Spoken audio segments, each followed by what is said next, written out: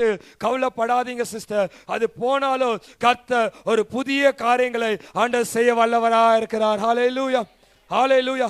பாருங்க, எப்போதும் ஒரே ஒரு வாழ்க்கையில நினைச்சுக்கணும், ஒரு வாசல் மூடினா கர்த்தர் 7 வாசலை திறக்கிற தேவனா இருக்கிறார். ஹல்லேலூயா.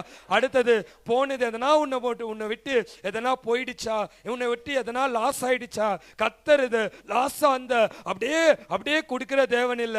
நீ எழுந்து போனதை கர்த்தர் ரெட்ட மடங்கா கொடுக்கிற தேவனா இருக்கிறார். ஹல்லேலூயா, ஹல்லேலூயா.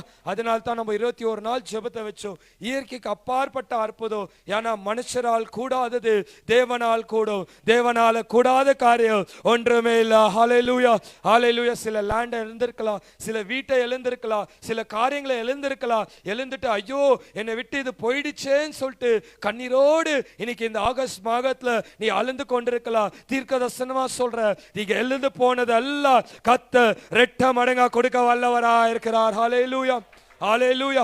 ஒரு வழி இல்லாம இருக்கலாம், ஐயோ அடுத்தது நான் என்ன பண்ணுறதுன்னு தெரியல பிரதர். ஒரு வழி இல்லாம இருக்கிற, முன்னாலேயோ போக முடியல, பின்னாலேயோ வர முடியல, ஏதோ ஒரு சில காரியத்துல நான் மாட்டிக்கொண்டிருக்கிறேன்னு சொல்லிட்டு கண்ணீரோடு இருக்கிறியா சகோதரனே, கண்ணீரோடு இருக்கிறியா சகோதரியே, கர்த்தர் வழி இல்லாத இடத்துல கர்த்தர் வழியை உண்டாக்குற தேவனா இருக்கிறார். ஹல்லேலூயா. எத்தனை பேர் விசுவாசிக்கிறீங்க?